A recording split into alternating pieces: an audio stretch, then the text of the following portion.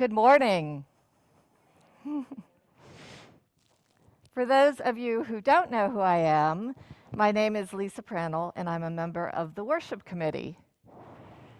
You might notice in your program that Steph Tacey is listed as doing the greeting this morning and the welcome. And I just wanted to say that she's not here today. She is feeling ill. And so maybe we can send her all, some good healing energy. And you got me instead. So I want to welcome each and every one of you to our service today at Heritage Universalist Unitarian Church. I'm glad you're here, whether you're here in person, here on the live stream, or here in the Great Hall.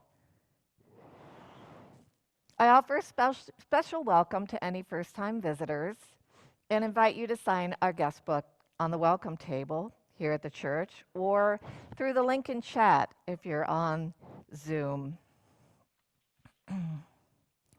If you have any questions today, our board greeter, John Sandman, right, standing up and waving in the back, would be happy to talk with you after the service. Also, after the service, it would be great if a few people who are willing and able could help put away chairs in the Great Hall. For those of us worshiping in person, thank you for showing respect for one another and our safety by following the indoor worship guidelines. We do ask that you visit with each other outside the building once the service is over. Our minister, Reverend Bill Gupton, is away from the pulpit today, and the service is being led by Heritage member Kathy Wade. She will guide us through the beginnings of a hard look at the land we call our spiritual home, the indigenous people who first lived here, and the role we as Unitarian Universalists are called on to take as we help to heal the brokenness caused by forced removal of these first peoples. I invite you to enter this sacred time of worship with open hearts and minds as we visit the past, gain awareness in the present, and look to the future with hope. And now here is Kathy Wade with our call to worship.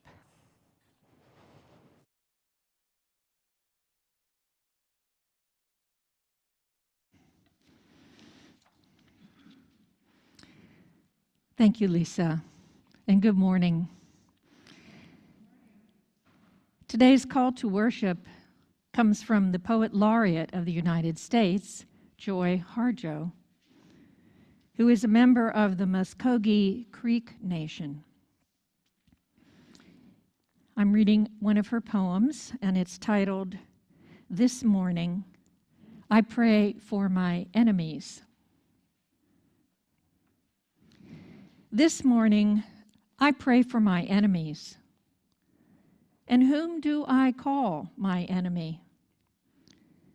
An enemy must be worthy of engagement. I turn in the direction of the sun and keep walking. It's the heart that asks the question, not my furious mind. The heart is the smaller cousin of the sun. It sees and knows everything. It hears the gnashing, even as it hears the blessing. The door to the mind should only open from the heart. An enemy who gets in risks the danger of becoming my friend. Come, let us worship.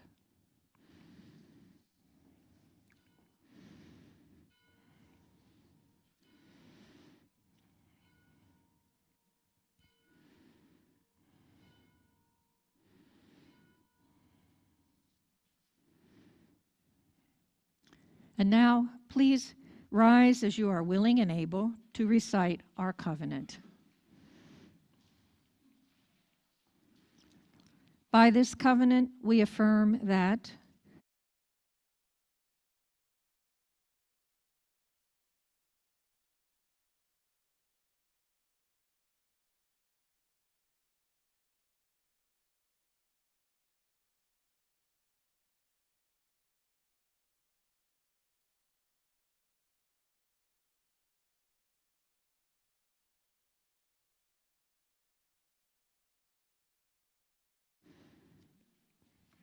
thank you. Today, our Time for All Ages celebrates Indigenous languages. A shared language is one of the most important connections a group of people can have.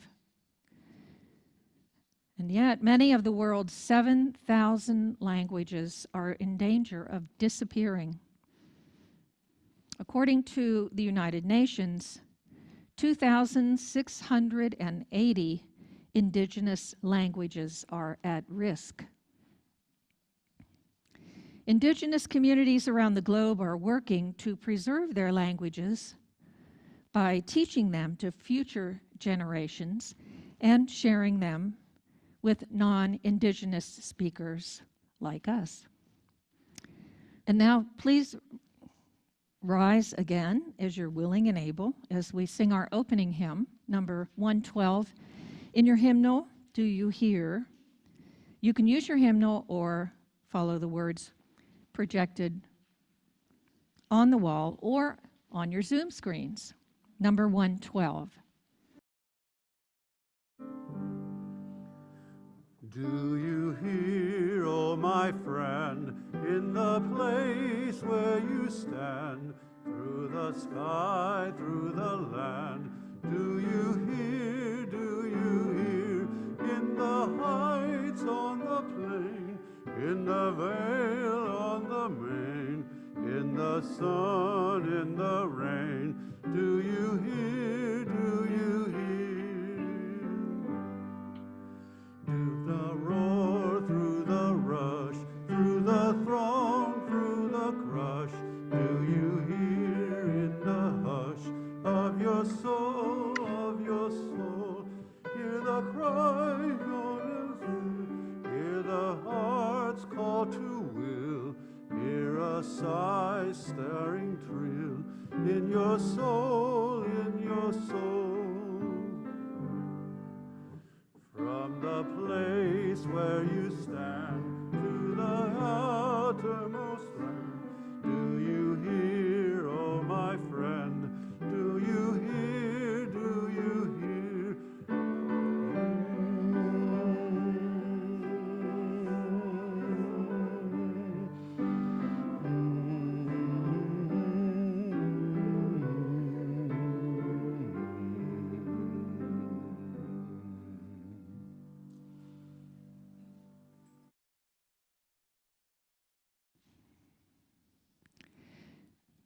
Reverend Bill has said this many times. We live here on sacred land. The land we stand on at Heritage was once the homeland for ancient indigenous peoples. Men and women, children, who planted and cared for the forests and creeks, who danced and sang and prayed to their Creator as far back as 12,000 years ago. That's right, 12,000 years. We know them as Adena or Hopewell Indians, or the Mound Builders. But that is our name for them. What name they called themselves, we don't know. We also know that the most recent native peoples in the last 400 years, the Shawnee, the Miami, for example, were likely descendants of the ancient mound builders. There were dozens of burial mounds in this area. I say were because they have all been destroyed.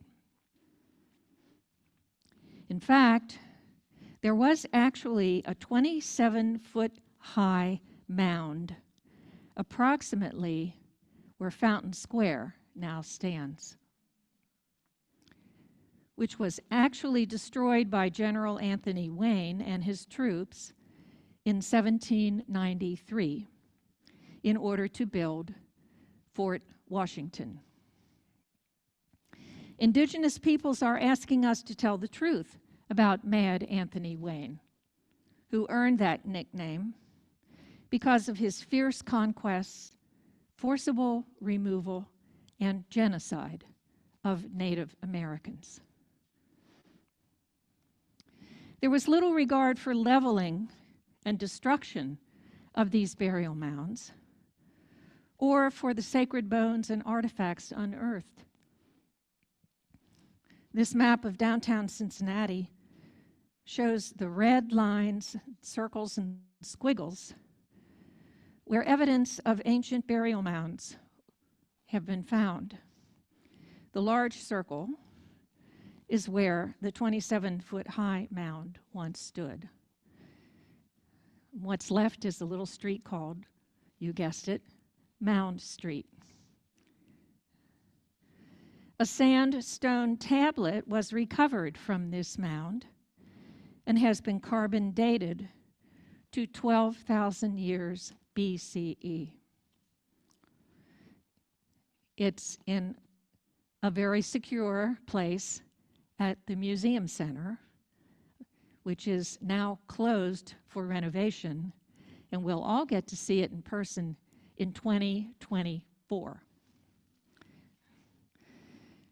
We stand on sacred ground where Shawnee and Miami and Delaware and Wyandot and Chippewa and Potawatomi and many other tribes lived and thrived, traveled and traded among themselves, and where their ancient ancestors erected walled communities, intricate water systems, and extensive mound configurations. And as we speak, archaeologists from the University of Cincinnati are excavating some of these lands nearby us. So, this is indeed sacred ground. We know how we acquired our little plot of land at Heritage, how the plots were registered with the county courthouse and numbered and measured. But we know less about how the land was stolen from the indigenous peoples who had cared for it for eons. And so we must acknowledge that it is sacred, but it is stolen land. I say this not to shame us or fill us with guilt. We personally did not steal the land, nor did our parents or our grandparents. And still, the land was stolen in a violent manner from the first peoples who lived and flourished here since time immemorial. All of this was justified by what was called the doctrine of discovery, the domination by European Christians of lands already inhabited by indigenous peoples. The doctrine of discovery was, and I have to say in many parts of our globe still is, a principle of international law that specifically sanctions and promotes the conquest, colonization, and exploitation of non-Christian territories and peoples. We are also learning that the first Thanksgiving is mostly a myth, that Native peoples were systematically betrayed and eliminated by colonists, resulting in the near destruction of an ancient culture. We are beginning to unpack our whitewashed history. It is humbling, and it is disturbing. What are we as Unitarians being called to do? Native Americans today are asking us to learn their history and then speak the truth and work to heal and build relationships and set about co-creating a future for and with our Native neighbors. And there are Native neighbors in Cincinnati.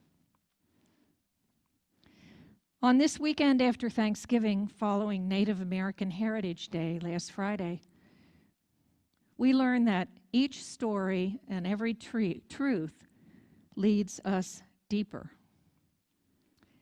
I learned that we in southwestern Ohio are sitting on one of the richest sources of information and artifacts and local indigenous history in North America. Many of you may already know this. One of our own here at Heritage, Mary Pember, who many of you know, is a member of the Ojibwa tribe. And she offered her wisdom and research and personal life experience to me during my preparation for today's service. But revisiting the shameful history of Indian boarding schools, where Mary's own mother was robbed of her native culture, continues to be a painful experience for Mary and her family. And in her spirit, today we begin to acknowledge whose land we stand on, recognizing the injustice and suffering imposed on Indigenous peoples, and searching for ways that we can take action toward some level of healing. And so at this time, please join me in shared silent reflection, time to search our own minds and hearts and to open to the possibilities for learning the truths, for healing and building relationships, and co-creating a future that is more just.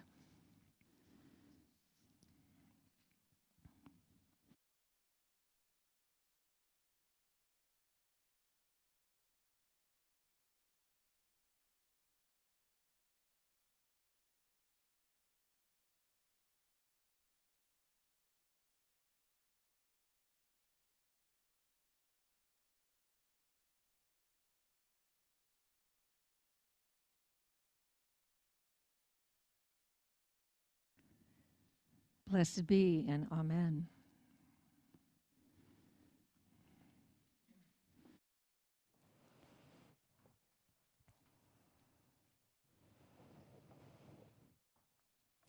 Thank you, Kathy, for sharing this knowledge so that we may begin to more fully learn the truth of our history. A history that can be hard to take in, yet it is still part of what has made us who we are. The good news is that we are not bound by our past. Who we are now is a loving, open-minded, forward-thinking community.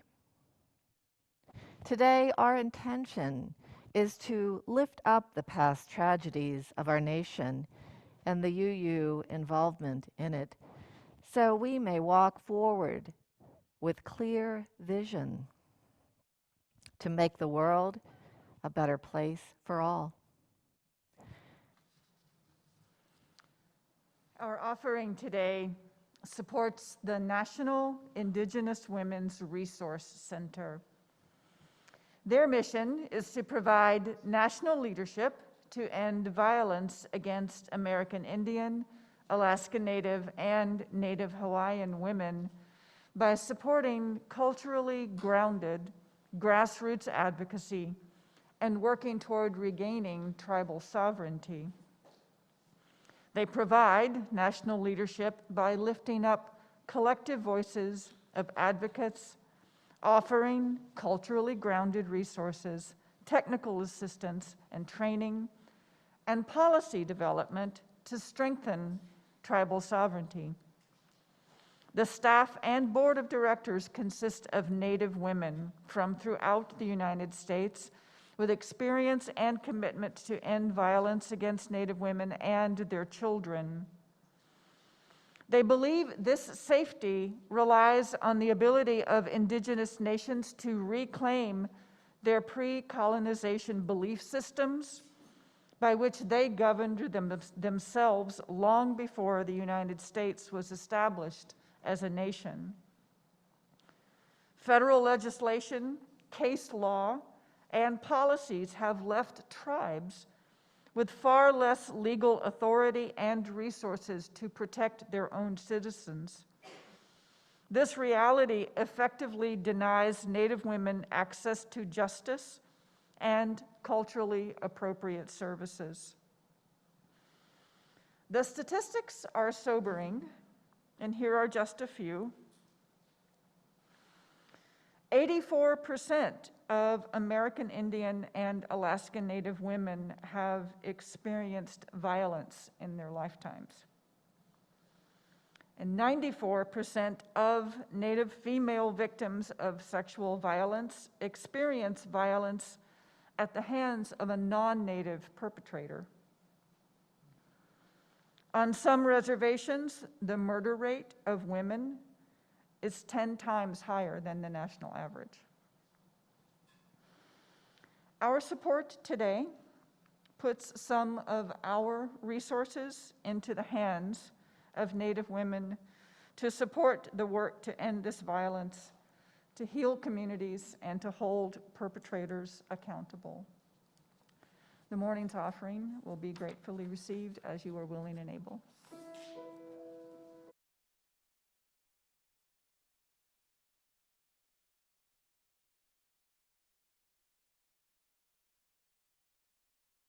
Sister to brother, the circle grows. Our hearts are open, our spirits present. From sister to brother, the circle grows. Our hearts are open, our spirits present. From sister to brother, the circle grows. Cycles of life, seasons of the year, rhythms of the earth in my heartbeat. Cycles of life, seasons of the year, rhythms of the earth in my heartbeat. Our hearts are open, our spirits present. From sister to brother, the circle grows.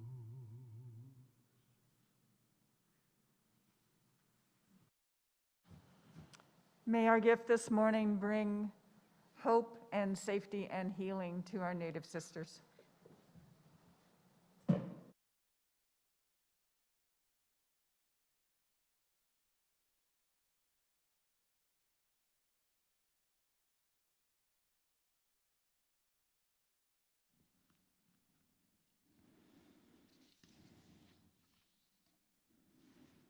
Thank you, Regina.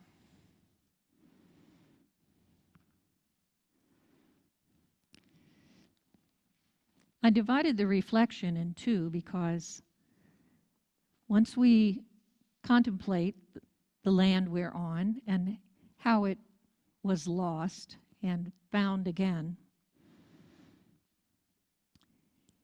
I was interested in Unitarian history with regard to boarding schools for Native children, which Mary Pember advised me I should look into. My initial thought was, Unitarians didn't have boarding schools. But it turns out we did. And so this is part 2. Many of us came to this faith from other faith traditions. I, of course, came, as most of you know, from the Catholic tradition. And we know that history for boarding schools. We've heard of all kinds of Christian-based schools for Indians and the truths of forced removal from the home, assimilation, abuse, and even death perpetrated through these schools. But we as UUs need to own the truth that there were 3 boarding schools for Native American children attempted by Unitarians. Now, this is not the time and place to go into detail about these schools, though believe me, you could, and I did.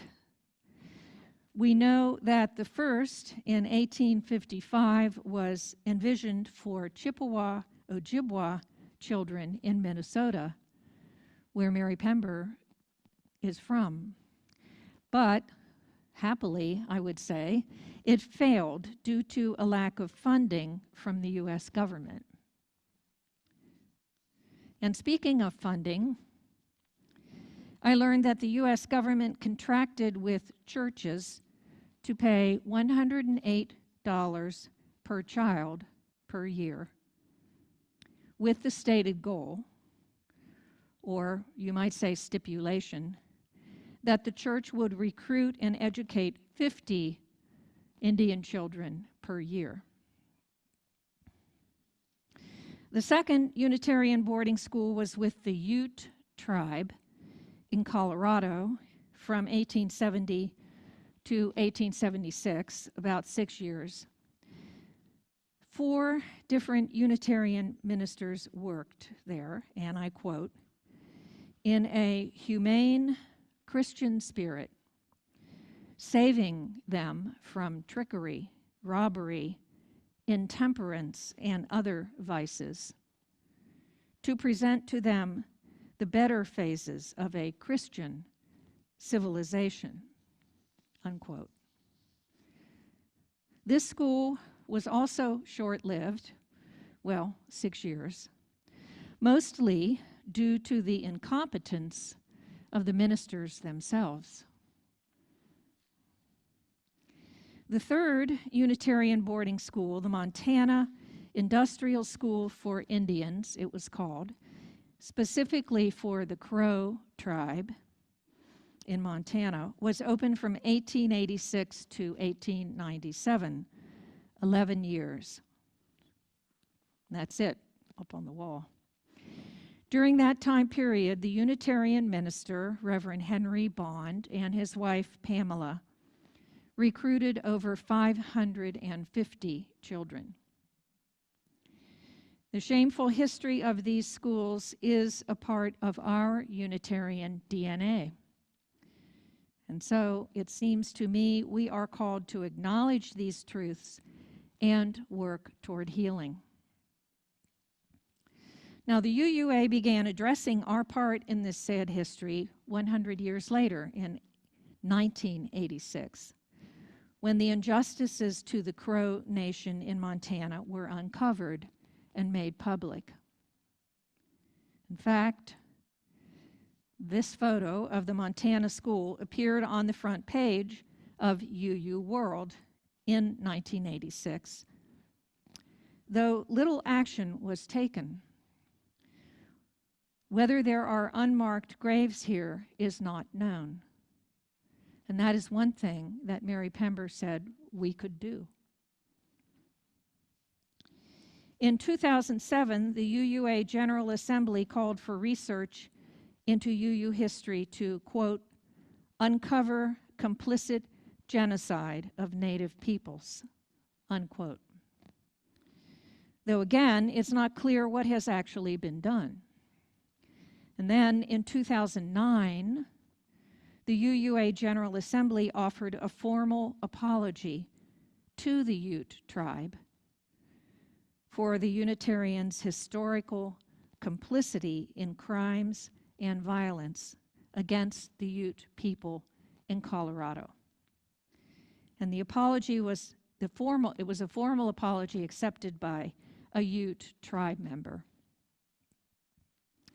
And then on July 1st, 2012, the UUA passed a resolution stating in part, and I quote, "We repudiate the doctrine of discovery as a relic of colonialism, feudalism, and religious, cultural, and racial bias, having no place in the modern day treatment of indigenous peoples," unquote.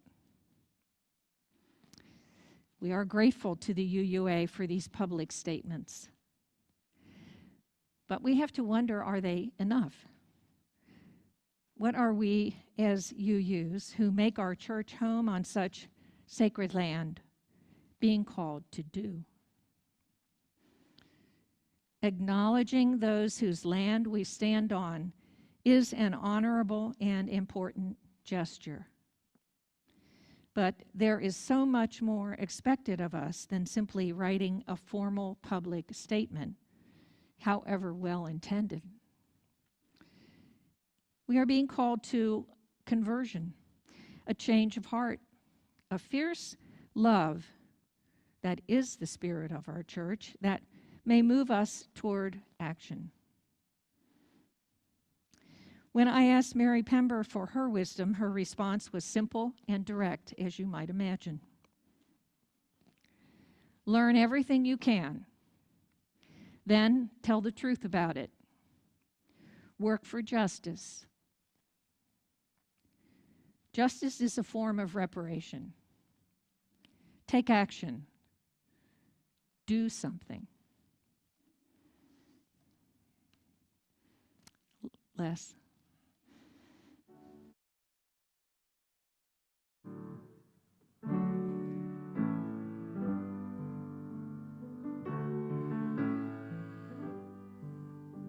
I grew up with reverence for the red, white, and blue, spoke of God and liberty, reciting the Pledge of Allegiance. Learned love of country from my own family. Some shivered and prayed, approaching the beaches of Normandy. The flag waves high, and that's how it should be. So many lives given and taken in the name of freedom. But the story's complicated and hard to read. Pages of the book obscured or torn out completely.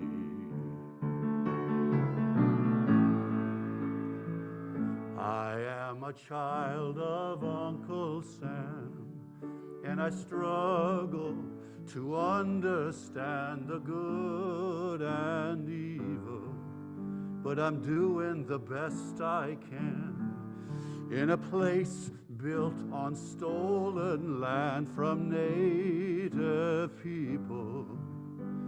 Blood in the soil with the trail of tears, blood in the soil with the trail of tears, blood in the soil with the trail of tears.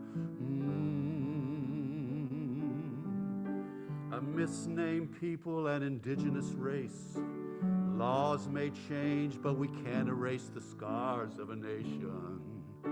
Of children devalued and taken away, displaced by greed and the arrogant doctrine of discovery. Short-sighted to say it was a long time ago. Not enough lifetimes have passed since the days of Tecumseh. The sins of General Custer, the shame of the cavalry, and time moves slow when the tragedies are beyond description.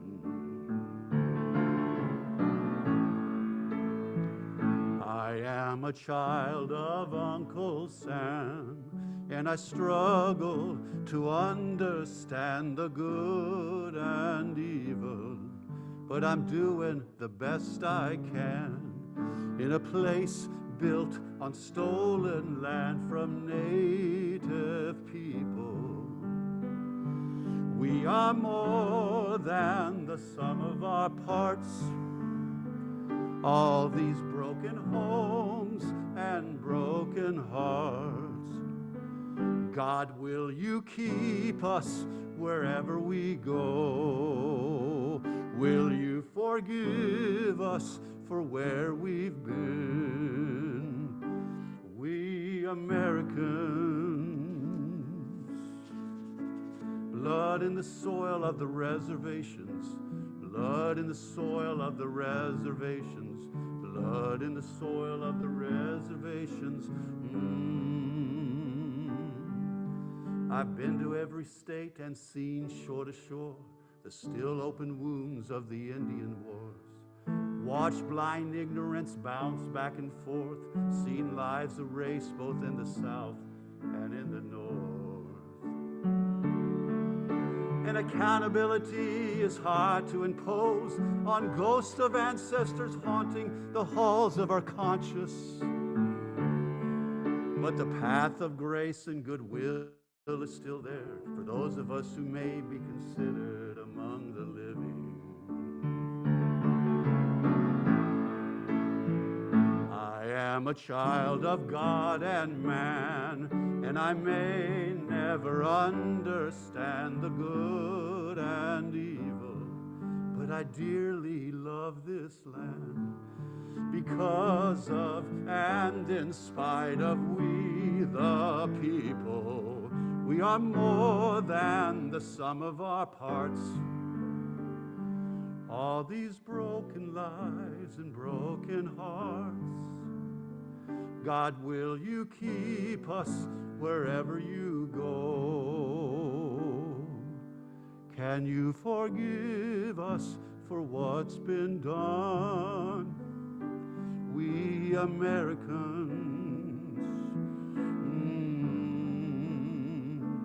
we Americans,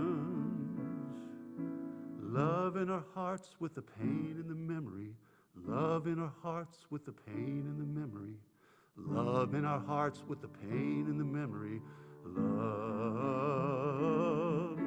love in our hearts with the pain and the memory, love in our hearts with the pain and the memory, love in our hearts with the pain and the memory.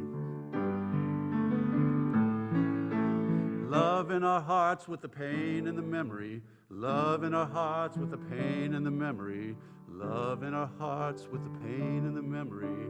Love. Love in our hearts with the pain and the memory. Love in our hearts with the pain and the memory. Love in our hearts with the pain and the memory.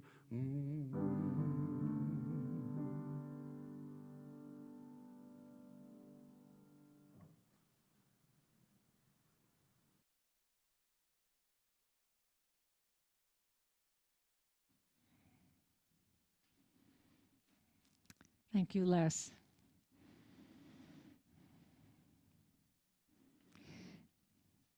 As we reach the closing of the service today, I offer another poem, an excerpt by Joy Harjo. It's called Talking with the Sun. I believe in the sun, in the tangle of human failures of fear, greed, and forgetfulness. The sun gives me clarity. When explorers first encountered my people, they called us heathens, sun worshipers. They didn't understand that the sun is a relative and illuminates our path on this earth. After dancing all night in a circle, we realize that we are a part of a larger sense of stars and planets dancing with us overhead. When the sun rises at the apex of the ceremony, we are renewed. There is no mistaking this connection, though Walmart might be just down the road. Humans are vulnerable and rely on the kindnesses of the earth and the sun. We exist together in a sacred field of meaning.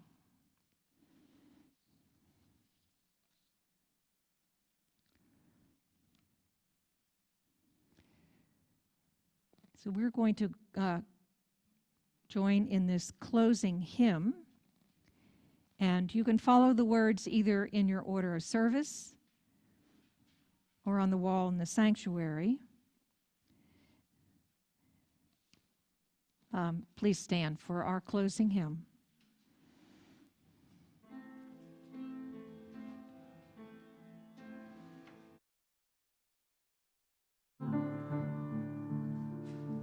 Where I sit is holy, holy is the ground. Forest, mountain, river, listen to that sound. Great Spirit circles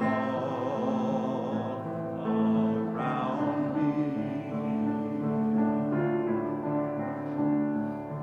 Where we pray is holy, holy is this ground. Forest, mountain, river, listen to the sound. Great Spirit circles all around me. What I do is holy, holy is this ground. Together celebrate this day.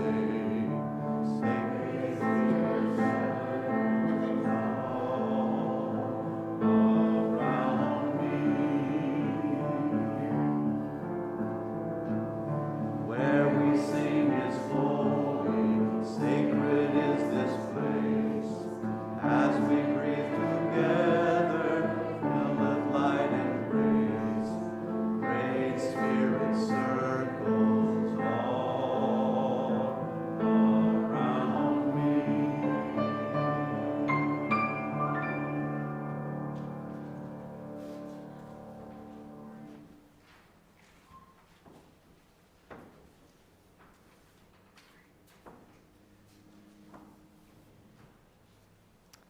For today, Steph had planned a ritual for healing.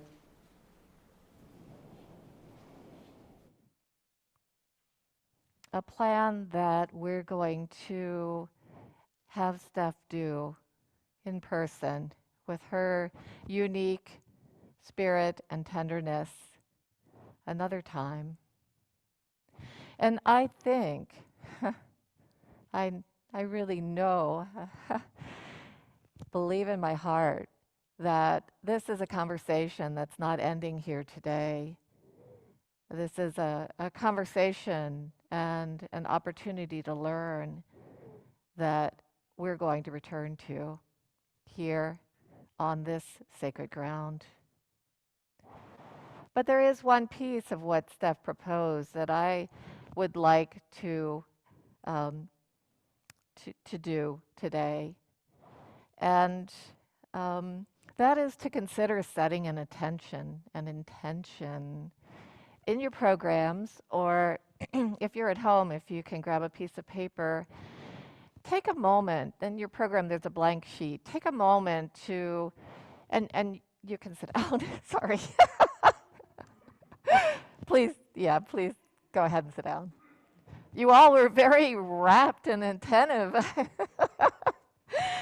And take a moment to think about what, what could be your intention as a way forward to that sacred field of meaning. A way, as Mary Pember told Kathy, you can learn all you can.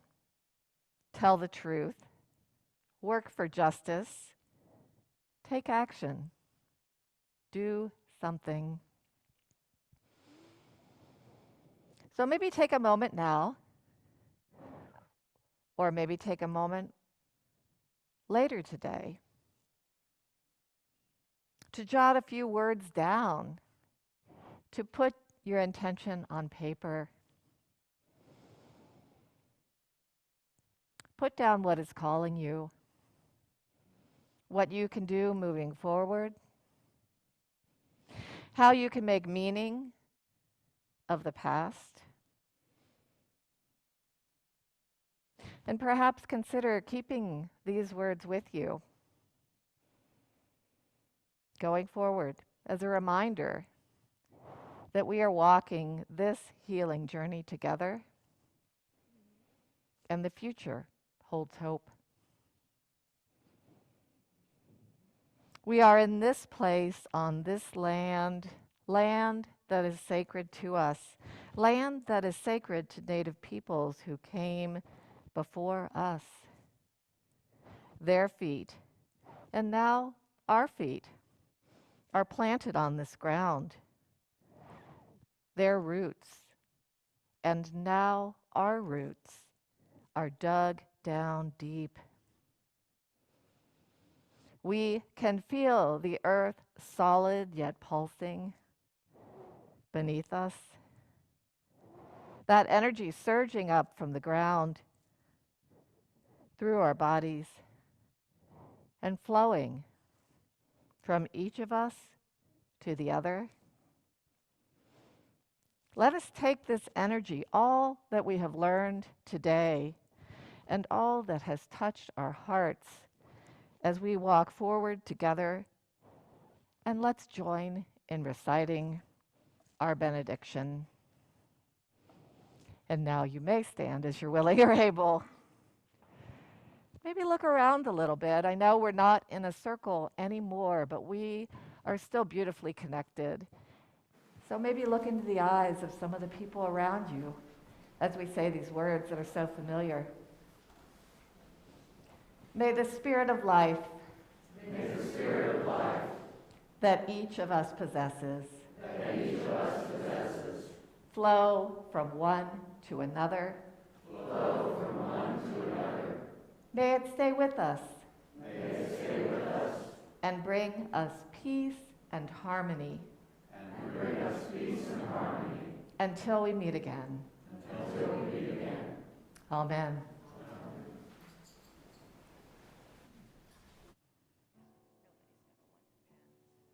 No, I don't think so.